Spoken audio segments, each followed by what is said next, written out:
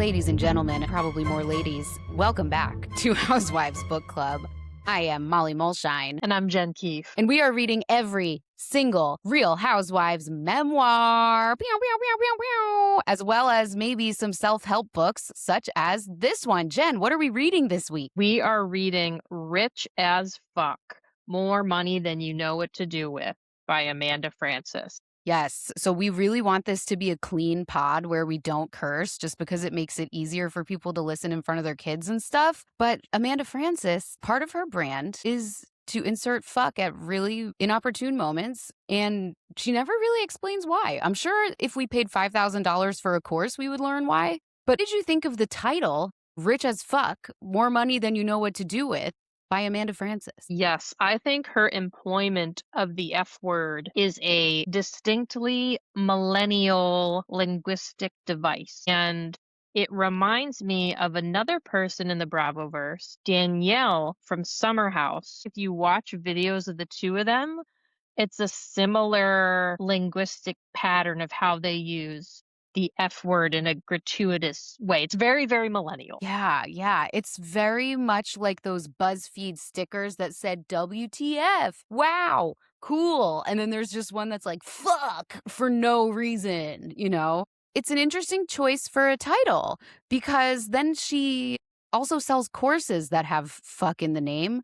She sells a course called Money Mentality Makeover, which makes sense. It says what it is. She then sells a course called the Drop the Motherfucking Money Struggle Bundle. Molly, if I may correct you, it's Money Mentality Makeover Mavens. Oh, I'm sorry. The name of the course, you are correct, is Money Mentality Makeover, but she refers to, in all capital letters, people who take the Money Mentality course as the Money Mentality Makeover Mavens, which really made me giggle. I like that. That's corny and I like it. But one of the points she makes late in the book is you don't need to overthink your brand too much because it's you. And if people like you, they're going to take all of you. And it's funny that she has this cornball side. And then she also has Drop the Motherfucking Money Struggle Bundle because it's like motherfucking is one of the most graphic words in the world. And she has it, and she has the energy and frequency of money bundle, which is a totally different vibe. And then she had a podcast when she wrote this book called And She Rises the Fuck Up, which Maya Angelou, I think she could sue. Mm-hmm. And she has a book that is forthcoming, I believe, called Godly as Fuck. Godly as Fuck. So we are going to get into the whole religious side of things because it is wild. So what was your impression of Amanda on the show? My impression of Amanda Frances was she was this caricature of a millennial girl boss who is a life coach. I think when you hear someone is a life coach, it evokes grifter, it evokes memes, millennial memes, Nevertheless, she persisted, kind of second wave kind of feminism. So she embodied that CEO culture of the mid 2010s to me as an archetype. She has a line in the book where she's fighting for a house, to buy a house, and she goes, I put on my Saint Laurent boots, I put my hair in a top knot, and I marched right in. And I was like, you literally are doing the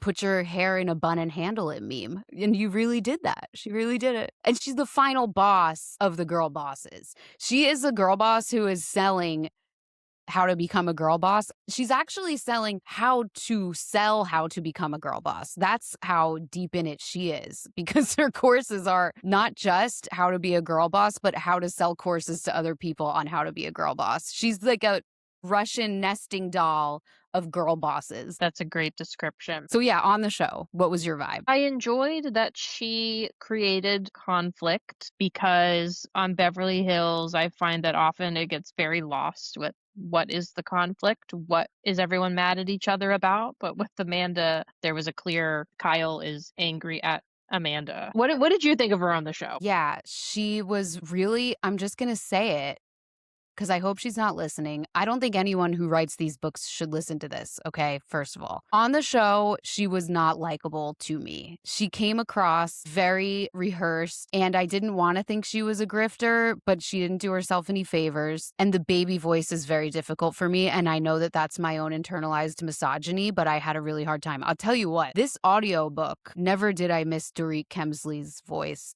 so much in my life. I did not do the audiobook. The dulcet tones of Dorit. I am so sorry that I didn't mention what a beautiful speaking voice Dorit has over the last 3 weeks, because she really does. It sits at a really great place in her throat. It's not nasal, it's smooth. Dorit, really good job. I'm not surprised Dorit was cast in the pantomime. I'm really not, with that beautiful voice. But yeah, Amanda, I'm sorry. I know we're not supposed to really comment on women's voices, and I'm probably being problematic right now. It's nasal. It comes across a little bit cloying and fake to me. And I'm just saying this because I think she would have a good reason for why she talks that way if you asked her about it. If you said, you have a really, like, you really sound like you have a high voice, there's a reason for that. And I think it's well thought out that she decides that she doesn't need to speak in kind of a normal adult woman voice a lot of the time. And I'm surprised Kathy Hilton doesn't get along with her better because of that. You think Kathy has a voice like Amanda Francis? She does a baby voice. Paris talks about it in Paris Hilton's memoir, where she talks about going to the camp and everything. She talks about how she got the baby voice from Kathy, because she does the baby voice all the time. And it's a way for her to, evade blame and pop the bubble of tension when there's tension going on around her. And Paris got that from her mom. I've never heard Kathy talk in a baby voice. Also, Amanda, I didn't listen to the audiobook. I read the hard book. I remember on the show her voice is very breathy. There's a lot of air in it. It's kind of like Luna Lovegood. Is that accurate? Yes, that's how she talks in front of the women. And when she's home alone with her fiance, she gets down to brass tacks and she drops about 3 octaves when she's home alone talking to him being real. So that's really interesting, because I wonder if she herself picked up on that.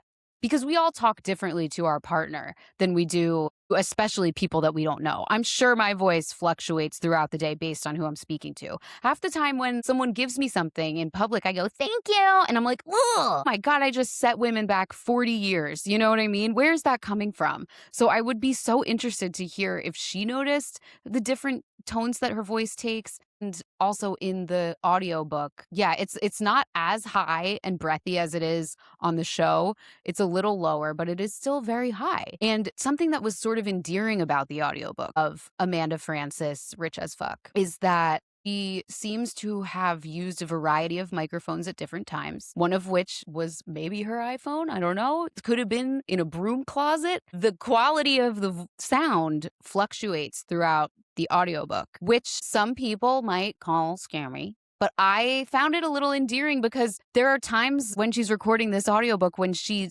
drops what she's saying and she says, okay, I'm going to tell you something else that isn't written down here because I'm recording this book years later and I'm going to give you some more information.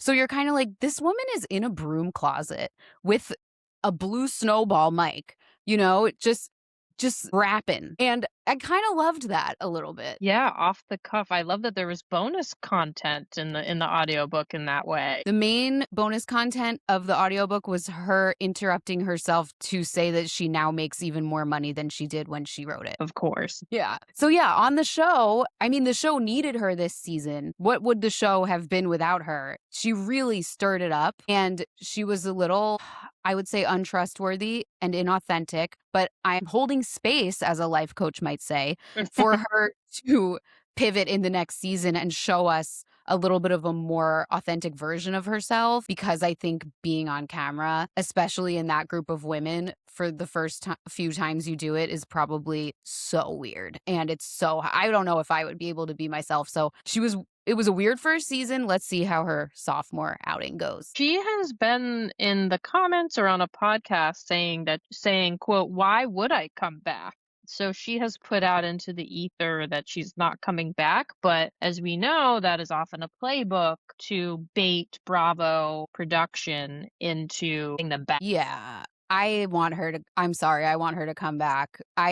I think she is really interesting to watch. And this whole social media life coach milieu is very interesting to me. I mean, we're going to probably talk throughout this, whether we think it's a scam or not. But I just think it's such a huge part of what's going on in the culture right now, especially in California. It's this kind of stuff is always emanating out of California. So it makes sense for Real Housewives of Beverly Hills to have someone who's not just an influencer, but sort of a spirituality, woo woo kind of maybe grift or maybe not. I think it's a total match for the show, and I want her to come back for sure. Yes, yes. So Molly, in Amanda Francis's Rich as Fuck, you are the journalist on this podcast. You're one of the best journalists I know. No wonder democracy is dying in darkness. What can you tell me from the deep dives I assume you did, knowing you, into the structure of Amanda's business? Okay, practice. This is a self help book about getting rid of your negative feelings around money. That is the only thing it really promises to do.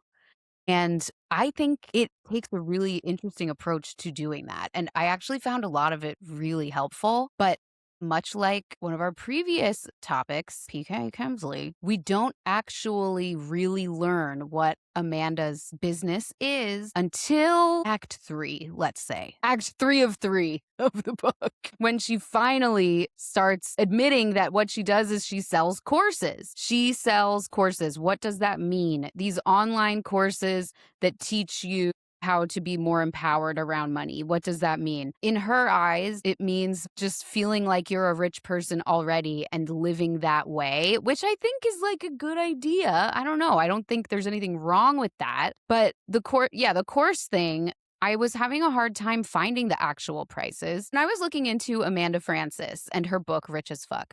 I couldn't even tell what her courses cost. Yes, that is a key playbook move of life coaches. I did not do the due diligence of filling out my contact information on the Amanda Francis Institute, otherwise known as AFI's website, to get the pricing quotes. However, I took these notes from the book on what little information she gave about the prices, and she said that the vast majority of the time, I have more people enrolling at the $1,000 to $2,000 price point than I do at the $97, $297 price point. So she has courses certainly that are 1,000 to 2,000 bucks, and then some that are $97 to $297. She also has free stuff in the form of podcasts and YouTube videos, and discusses that she wants her money, financial, energy advice to be accessible to everyone and all women. But she also mentioned in the book, and I wrote awooga,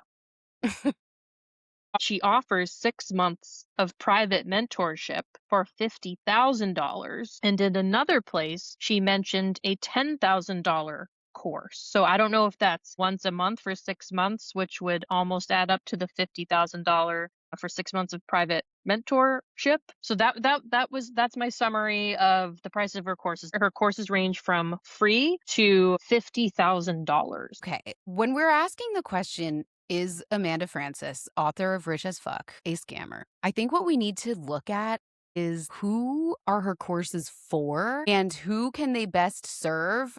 Because I think the people she's trying to serve are people who already have money and feel weird about it all the time. And I think that's her best customer. That's who she needs because that's who can pay these prices. And that was the impression I got from the book as well, because throughout the book, she sort of mentions middle class women over and over and over again. She doesn't really seem to be pursuing working class clients. And you would think, well, if you're a money mentality coach, wouldn't you want working class people who actually might be having a harder time getting food on the table, especially since she has a whole chapter about how she uses money, or you can use money to do good things and stuff that has to do with God and everything. But no, she does not really seem to be pursuing these working class clients. She's pursuing middle class clients. And I think that that is because most people who are born and raised middle class are probably going to make more money on an upward trajectory anyway. So it's kind of like she's able to say, look, you're making more money. And it's like, well, is it correlation or causation? It's pretty genius. There's a lot of stuff in this book that's pretty genius. And then there's a lot of stuff that I loved. The journal exercises, I loved so much. But then there's things that are like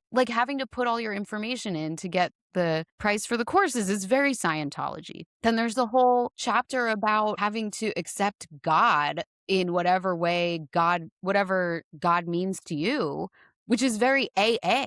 There was a lot of AA stuff in this book, like major AA vibes throughout of it works when you work it. That's one of the commandments of AA and NA. And I'm not in those, but I just, I'm familiar with some of the stuff. And that was really interesting to me too. And then there's a lot of Christianity woven throughout. It's just such a maelstrom of American self-help tropes in a really fascinating way that I'm kind of obsessed with. And it's kind of making me really fascinated with her. What are the fascinating aspects of Amanda Frances's method of self-help? So let's look at the title of the book. Rich as fuck, more money than you know what to do with. That's what it's called, right? Yes. She's having you buy more money than you know what to do with. That's the subtext. That's what's happening psychologically when you pick up this book and see on the cover, well, let's be honest, on the internet, more money than you know what to do with. You're like, wow, I can spend $16.99 or whatever the book costs to get more money than I know what to do with. And from there, you're on the hook. You're on kind of the hamster wheel of sinking money into the concept of buying more money. I'm like, why did I not think of this? That what you just described though is classic MLM scheming. Right, it's very MLM vibes, huge MLM vibes. But of course, she's not recruiting salespeople. She's found this really beautiful, amazing loophole despite the MLM vibes. You can't call it an MLM or a pyramid scheme because she's not recruiting salespeople at all. What she is doing and what a lot of life coach people are doing is recruiting people and teaching them how to be life coaches. She lets that seep through a little bit where she talks about my courses on how to coach and blah, blah, blah. And it's like, okay, so you're a life coach who's bringing in life coaches. That is pyramid-esque. You can see the outline of the pyramid when you're doing it that way. But overall, her clients who are just doing the money empowerment stuff, and probably the ones, if she has ones that are paying 50 grand a year or 50 grand for 6 months, they're probably just getting all the woo-woo stuff. I want to talk about self-help as a genre within the Housewives universe. Sure. So have you ever read any other Housewives self-help books? No. You've never read a Bethany self-help book? No. That doesn't surprise me because you're not an idiot like me. Bethany is the Bravo self-help queen. She has written A Place of Yes, 10 Rules for Getting Everything You Want Out of Life, Naturally Thin, Unleash Your Skinny Girl and Free Yourself from a Lifetime of Dieting, Self-Help/Diet. That's a gray area. I Suck at Relationships So You Don't Have to, 10 Rules for Not Screwing Up Your Happily Ever After. Business is Personal, The Truth About What It Takes to Be Successful While Staying True to Yourself. Those are all Bethany's self-help books. She has been getting book deal after book deal on this self-help because people buy into it. She has a lot of Goodreads ratings on these books, even though a lot of them are, 10 years old. So why do you think people who watch Bravo specifically are so interested in Bethany as a self-help guru based on her book sales? Bravo fans are the demographic that seeks out self-help. It's women in their 30s and 40s, but that's not true because men also love self-help books. Yeah. When I tell you the list of non-Bravo self-help books that have performed well, it's like all men. Mm-hmm. The Bravo universe is what? Women of a certain age who are glamorous and stylish and fun to watch. So I guess it follows that many of them probably assume that the people watching them on TV, you and I, are slack-jawed yokels who just can't imagine anything better than being like these Bravo stars. And that's why so many of these Bravo stars have written self-help books that have not performed as well as Bethany's. For instance, there's Vicki Gunvalson has like 2 or 3 books about financial empowerment that,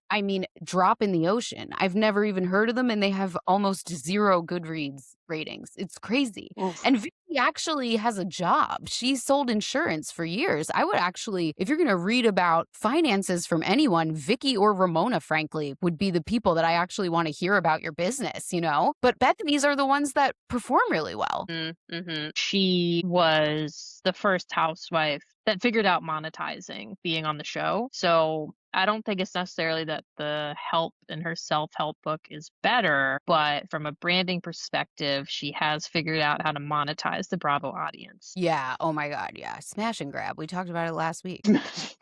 Wait, Vicky, I think Vicky might still sell insurance to this day. I would love that. If Vicky is still like clocking in, go Vicky.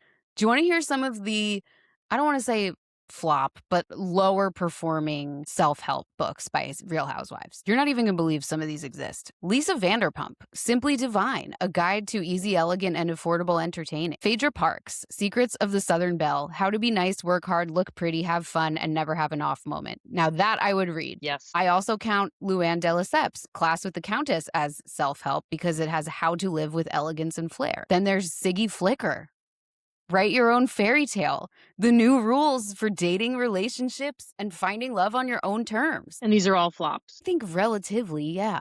Jill Zarin, Secrets of a Jewish Mother, Real Advice, Real Stories, Real Love. And then Heather Dubrow and Terry Dubrow have sort of a line of books called Dr. and Mrs. Guinea Pig Present. And one of them is The Only Guide You'll Ever Need to the Best Anti-Aging Treatments, which I also definitely want to read. Ooh, Dr. and Mrs. Guinea Pig. Do you know why it's called that? I guess he tests everything on her and himself, because if he's Dr. Guinea Pig, that's what that kind of implies.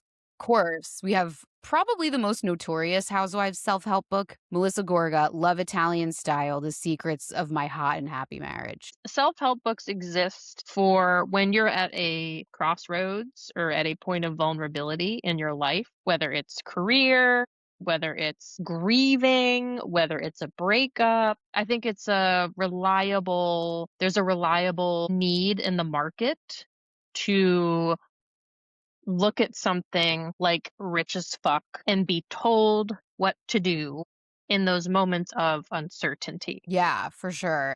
I think some of these ladies assume that people are like looking up to them for certain reasons when maybe they aren't. Like famously, Alex McCord, she kind of said to the ladies on Real Housewives of New York, we're going to do a parenting manual. And they all laughed in her face. And so she kind of changed, she reframed it as Tales from a Real House in New York City instead of, you know, I'm going to tell you how to parent, because the ladies were so brutally honest with her that I don't know if that's going to sell, babe. And we have to read that one because I've read excerpts of it and it's crazy. Yes, there's the famous quote about her ecstatic birth.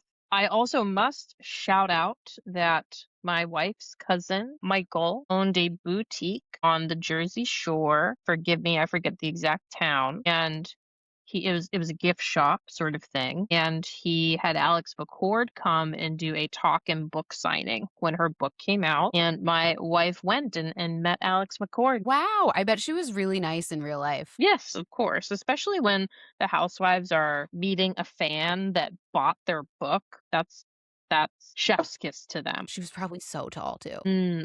Yeah, I'll ask. I'll sound off in the comments about her height. Yeah, for sure. So this book, actually, Amanda Francis, Rich as Fuck, is one of the higher performing Real Housewives books. Really? Out of all of them? As far as ratings on Goodreads out of 5, it's in 4th place of all the Real Housewives books. Holy smokes. I know, with a 4.17 out of 5. And the top 3 are What Remains, Carol Radziwill, Juggernaut, the one to beat. Next one is The Weight of Beautiful by Jackie Goldschneider. Number 2 is The Urgent Life, My Story of Love, Loss, and something else, Survival by Bozoma St. John. And number 4 is Rich as Fuck, Amanda Francis with 4.17. And she's got a lot of ratings. Some of these are rated high or low, but they don't have that many actual ratings. But Amanda has the 9th most ratings, period. She has 3,000.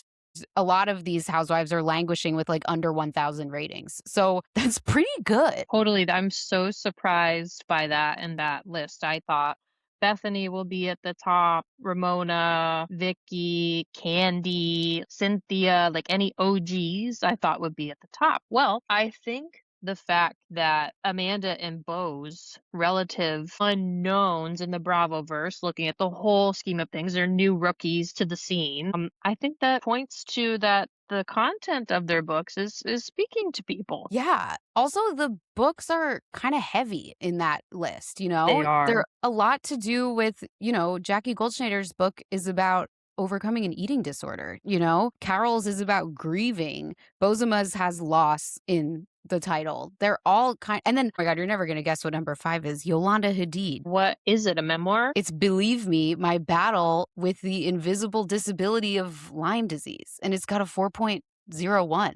It's like, it does good. Yeah, these are all books that people reach for because they're experiencing that thing at their time in their life and they relate to what the housewife is saying. That's it. You nailed it. That's exactly what it is. But number 6 is one of my favorites, Caviar Dreams Tuna Fish Budget, Margaret Josephs, which we also will be reading. I've also gone through having Caviar Dreams and a Tuna Fish Budget, so that's probably why I rated that one so highly as well. But yeah, the people that you talked about, like Teresa and all of them, they're more polarizing. And I think people expect more dirt from their books and they have more to lose from putting the dirt in their books. So they sort of get these like middling rankings. But then the ones that are sort of about a real topic are the ones that readers seem to really appreciate. And also, by the way, Bethany's are some of the best selling, but not as highly rated. But we'll get into that another time. It's Okay. a different kind of nuance. But yeah, Amanda Francis's book, Rich as Fuck, it doesn't grow out of the Real Housewives universe. It grows out of the self-help universe, and it's sort of a hybrid of like 3 or 4 of the best-selling self-help books of all time. One of which is they're all so old, you're going to be shocked by how old these books are. The oldest best-selling self-help book is called Think and Grow Rich by Napoleon Hill, 1937, and it has sold estimated 70 to 100 million plus copies. 1937, a guy was writing a book called Think and Grow Rich. Wow. I mean, it was the Depression, but Wow. That's it's so just, sad. isn't that crazy? It seems like such a new thing. Yes. I think one reason Rich as Fuck has great reviews on Goodreads is that a lot of the book is about manifesting, and there's a lot of exercises and homework about manifesting. And I do subscribe a little bit to the secret way of thinking, in that it is a productive exercise to visualize what you want and your goals. I do acting, and in an effort to make that a career one day, every New Year's, make a list of dreaming big, what would happen this year. And that is a central message of Amanda's book. She's saying if you had no limitations whatsoever, how would you think? How would you feel? How would you see things? And I think that's always productive. It makes you clear on your goals and your life. So I'm not surprised it has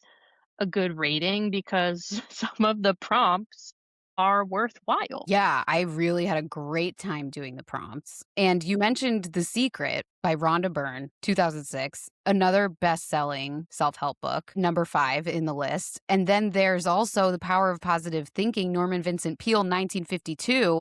So what Amanda has kind of done with this book is she's taken like 3 of the Rich Dad, Poor Dad, which has a lot more concrete information about finance, but also similar. She's taken all of these bestsellers from the past century and she's sort of mixed them all together along with Christianity and along with all this other stuff and turned it into her own thing, which again is pretty genius in terms of selling. She just took The Secret and said, how do I make this about a niche that is really, really something people struggle with? So now I'm thinking, how do I do that? What do I do? Do I do The Secret for having to be pregnant for 9 months and not be angry the whole time? Like, it's pretty smart how she did it. She took these principles that have been developed and honed for literally 100 years in America. It's the most American thing in the world, all of these books. And she spit out something new, and you kind of got to hand it to her. It's kind of smart. Yes, I had not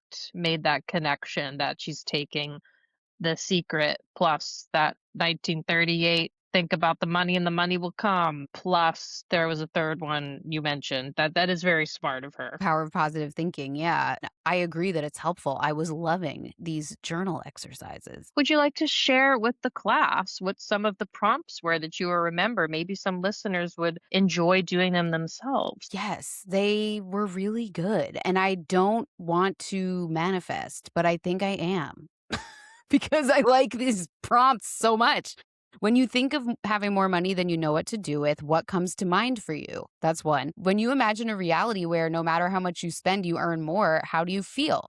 That's another. What would it be like if you had already allowed in and normalized that overflow, excess, and having enough were standard?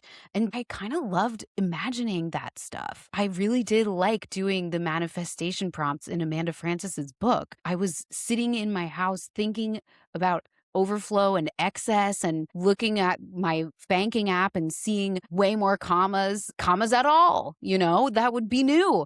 And I was really jazzed about it while I was reading the book. And then I really butted up against something that sort of sent me crashing down. Something in your own hangups, history, therapizing. I'm flying to vacation this week and I needed to get my eyebrows, my eyelashes, my nails, and my Botox done all at once. And I can't afford it. And I was like, do you know what?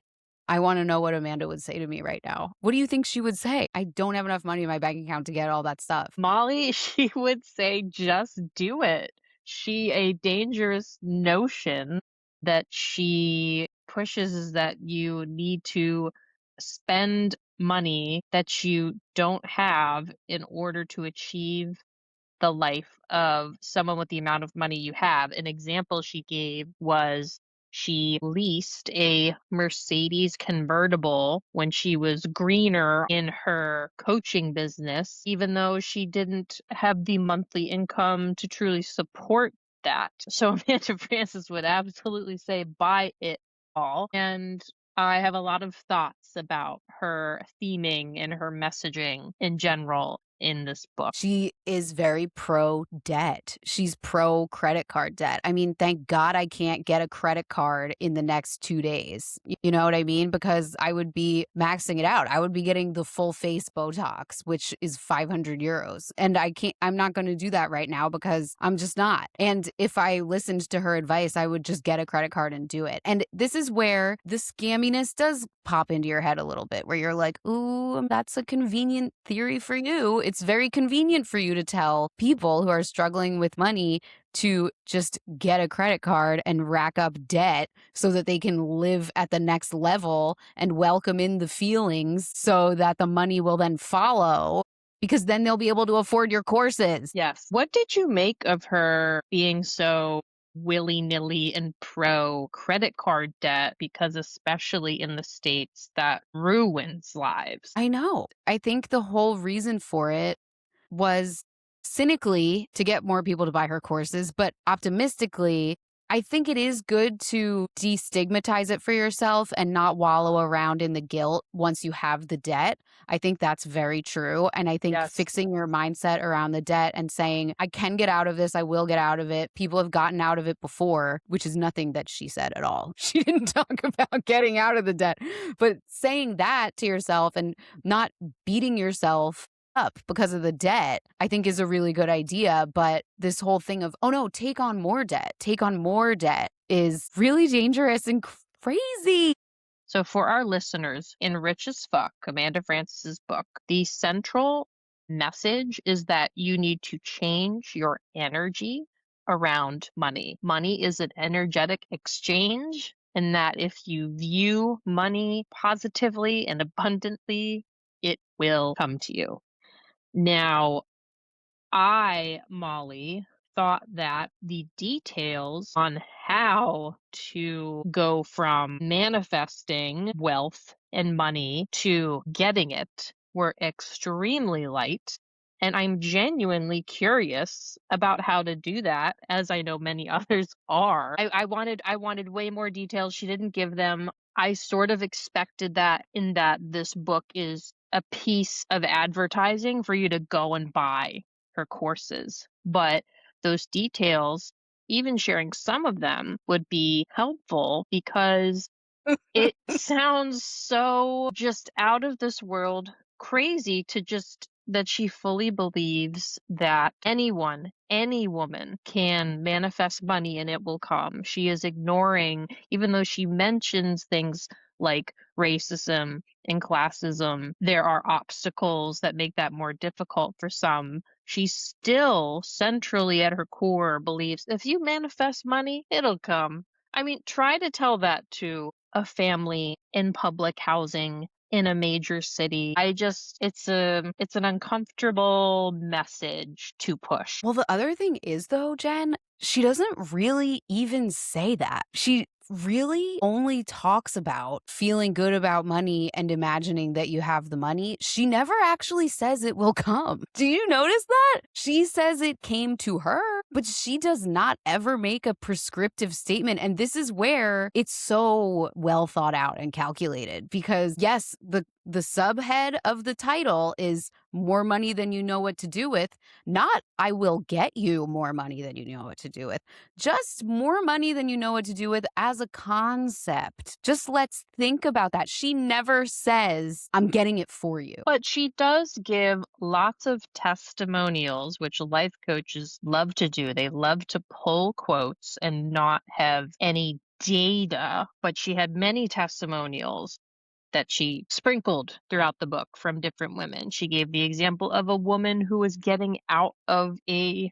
shelter. She gave the example of a woman at her conference who was skeptical of taking advice from a skinny white blonde lady. So she I thought that she implied that she thinks she can get you the money with the testimonials, but yeah, she doesn't make a you're right. She doesn't say, I will get it to you, reader. She puts the ideas in your head and you make the connection yourself. It's kind of sales 101. You don't make the claim. It's like every supplement you buy at GNC. It says what it is, but it never says what it helps with. You have to Google what it's supposed to help with, and it comes from somewhere else, a different source, because they can't actually make the claims. And she knows that she can't actually make the claims. So she lets you put it together in your mind. She actually tells a story about a woman who does her course and opens her mailbox and there's $100 in her mailbox. I said, Amanda, you're pushing it with this one because $100 in her mailbox. What are you what? And that was just that's the kind of thing where I'm like, you're gonna lose people, but I'm glad you're gonna lose people because it needs to sound crazy because it is kind of crazy. And that's why I do think if she is making the amount of money that she says she is, which by the way is, I think in the audiobook, she says that at that point that she recorded it, she was at 650,000 incoming a month, which is utterly insane. If she's making that kind of money, her clients are either people who are trying to learn to do what she does and be financial coaches, or people who have trust funds and want to learn how to stop feeling guilty about it. I think that's a really big part of her client base as well, because that's who would be able to keep her in business. Because the people who are, like me, are not going to be able to sustain that business for her. She needs people who really just have so much money and are so in their heads about it. And I think that's a big part of her client base, because that's the only claim she really makes. She doesn't ever claim, I'm going to get you more money. She claims, I'm going to fix your mindset around money. And that's great.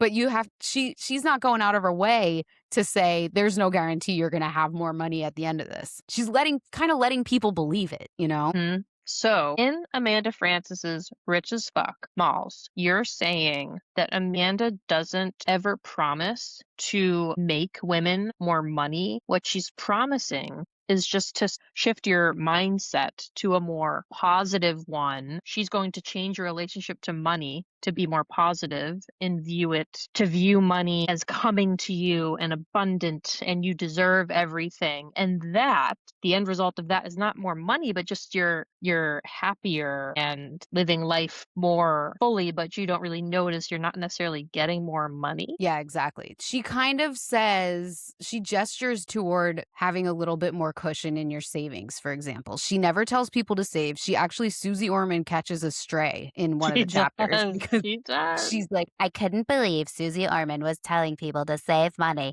She doesn't want you to save, but she wants you to have excess and abundance. And that's what that means. She's trying to reframe it for people that you can kind of live within your means and feel a lot better about money. But she's never saying it in that way because she is saying that that's toxic thinking. But it's the only real concrete advice that there is because she's not telling you how to run a business. You know, she does give rules for running a business, but I think we're going to have to cover it in part 2 because there's just so much to talk about. We couldn't possibly fit it in this episode. Yeah, and I'm excited about it. I do want to read the opening line of Amanda Frances Rich as Fuck because it's actually so good. There was a time in my life when I could have told you how to sneak into every single pool at each luxury hotel in Dallas, Texas. In any English classroom, that sentence would be lauded. Okay, F. Scott Fitzgerald. Okay, we're in The Great Gatsby. That's literature. She is establishing tension.